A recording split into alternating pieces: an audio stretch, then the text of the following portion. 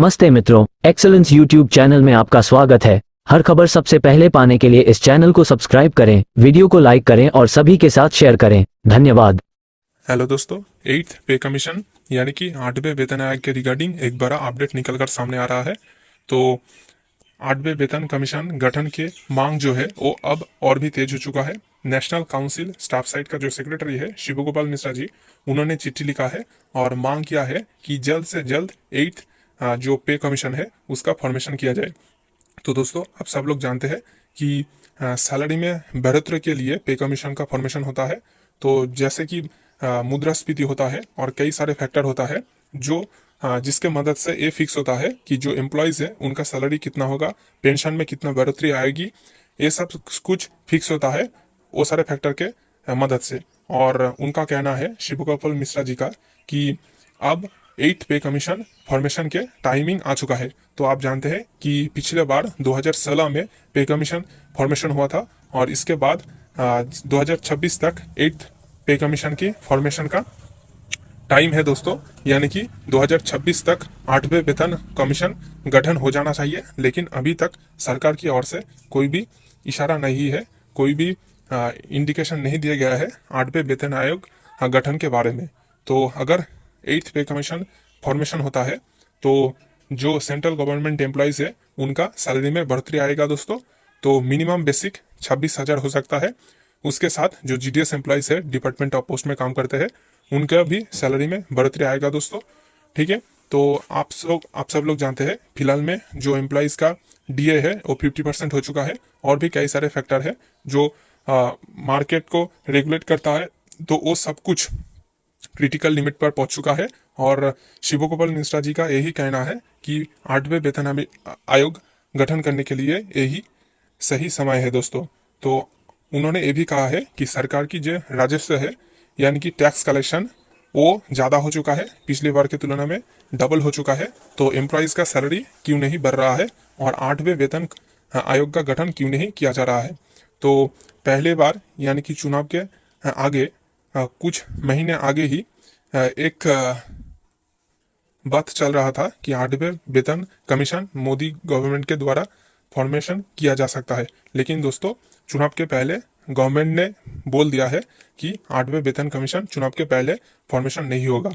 तो अब कयास लगाया जा रहा है कि 8वें वेतन कमीशन बहुत जल्द ही लागू हो सकता है। जो तो दोस्तों, बहुत जल्द ही 8वें पे कमीशन का गठन हो सकता है। अगर ऐसा होता है तो सेंट्रल गवर्नमेंट एम्प्लॉयज़ जो है उनके लिए गुड न्यूज़ है दोस्तों, क्योंकि सैलरी में 25% या उससे भी ज़्यादा बढ़ोतरी होने वाला है और मिनिमम सैलरी होगा सेंट्रल गवर्नमेंट एम्प्लॉयज़ का 26,000 दोस्तों। तो भारी मात्रा में सैलरी में बढ़ोतरी होगी और भी कई सारे फैक्टर है उसमें भी बढ़ोतरी होगी दोस्तों। ठीक है, तो आप देखेंगे कि शिव गोपाल मिश्रा जी ने क्या लिखा है। तो आप स्क्रीन पर देख सकते हैं, एक लेटर लिखा गया है शिव गोपाल मिश्रा जी की ओर से, जो सेक्रेटरी है नेशनल काउंसिल स्टाफ साइट का। इधर पर आप देखिए और किन किन को लिखा है letter, cabinet secretary government of India की और national council JCM cabinet secretariat Rashtrapati Bhavan new Delhi, उनका चेयरमैन, इन सबको लेटर लिखा गया है। इसका सब्जेक्ट देखिए, immediate constitution of 8th central pay commission for revising the pay और अलाउंसेस और pension and other benefits of central government employees. तो जो अलाउंसेस मिलता है सेंट्रल गवर्नमेंट एम्प्लॉयज़ के, पेंशन और जो सैलरी अलाउंसेस सारे मिलते हैं, इनका रिवीजन के लिए 8वें वेतन आयोग इमीडिएट कॉन्स्टिट्यूट करने के लिए रिक्वेस्ट किया गया है। तो इधर पर आप ही देख ही सकते हैं कि immediate constitution of 8th CPC यानी कि 8वें वेतन आयोग का सेंट्रल पे कमीशन का इमीडिएट कॉन्स्टिट्यूशन के लिए रिक्वेस्ट किया गया है। रिस्पेक्टेड, इधर पर आप देख सकते हैं डिटेल्स में लिखा गया है कि 7th सीपीसी जब लागू हुआ था तो तब जो फैक्टर्स होता है वो क्या क्या था और अब क्या है। तो 7th central pay commission recommends were implemented by the government with effect from 1st January 2016. However, the demand of the staff side to 7th CPC and subsequently to the government of India for revising the minimum pay to 23,000 per month. तो दोस्तों, central government employees की demand था कि minimum जो salary है वो 26,000 किया जाए।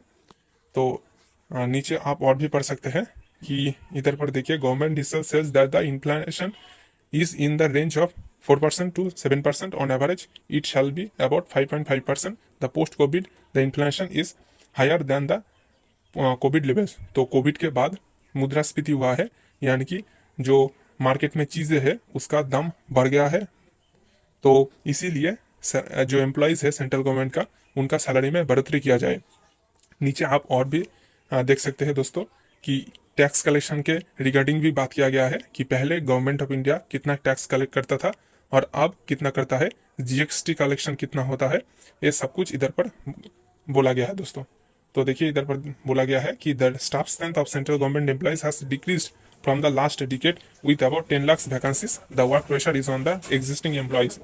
तो दोस्तों इधर पर कहा गया है कि सेंट्रल गवर्नमेंट में जो सारे एम्प्लॉयज काम करता है उसका नंबर घट गया है दोस्तों, डिक्रीज हुआ है नंबर में।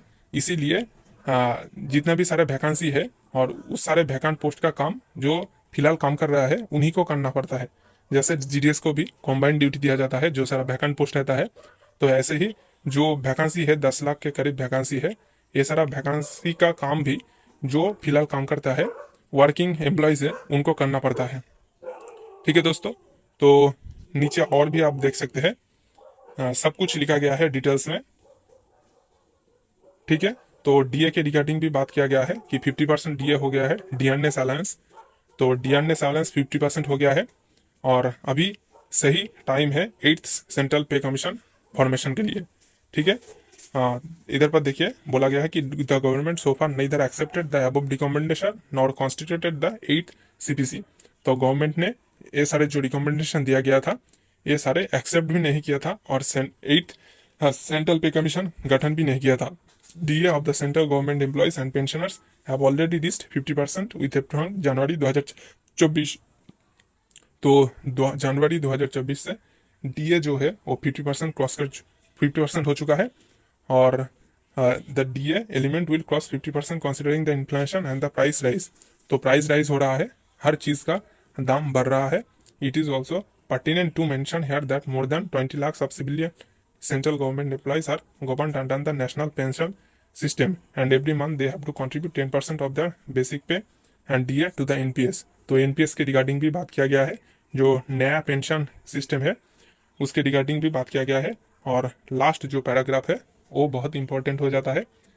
बोला गया है कि considering all the above aspects and today's requirement of life and also to attract qualified and talented candidates to the government service, time has now come to immediately constitute 8th CPC।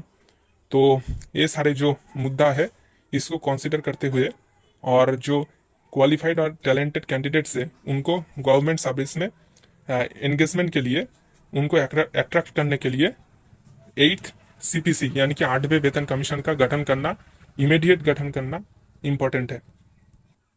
and to devise the pay scales or allowances of pension and other benefits to the of the central government employees through mutual discussion and settlements। और mutual discussion और settlement के तहत जो central government employees है उनका जो salary allowances pension है सब कुछ है, इसको डिवाइस किया जाना बहुत ही इम्पोर्टेंट हो चुका है और यही सही टाइम है सैलरी डिवाइस करने के लिए, पेंशन डिवाइस करने के लिए। Therefore the staff side demands that the government of India may immediately constitute the 8th central pay commission. तो इसके लिए ये बात बहुत महत्वपूर्ण हो जाता है कि स्टाफ साइड जो है सारे स्टाफ का यही डिमांड है कि जल्द से जल्द 8वें वेतन आयोग जो है उसको गठन किया जाए। विथ काइंड रिगार्ड्स, इधर पर देखिए शिव गोपाल मिश्रा जी ने साइन किया है, सेक्रेटरी है, इसके साथ कॉपी फॉरवर्ड किया गया है डेप्यूटी सेक्रेटरी JCA। तो दोस्तों इधर पर देख सकते हैं आप पूरा जो नोटिस है, सॉरी पूरा जो लेटर है आप देख सकते हैं। मैं इसका PDF all India GDS group का जो टेलीग्राम चैनल है उधर पर दे दूंगा, आप उधर से पूरा पढ़ सकते हैं डाउनलोड करके। ठीक है दोस्तों, तो ऐसे ढेर सारे इन्फॉर्मेशन पाने के लिए हमारे साथ जुड़े हैं। इस वीडियो को ज़्यादा से ज़्यादा शेयर करें दोस्तों। तो दोस्तों आशा करते हैं कि ये वीडियो आपके लिए हेल्पफुल रहा होगा।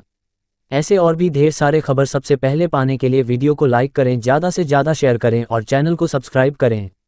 धन्यवाद।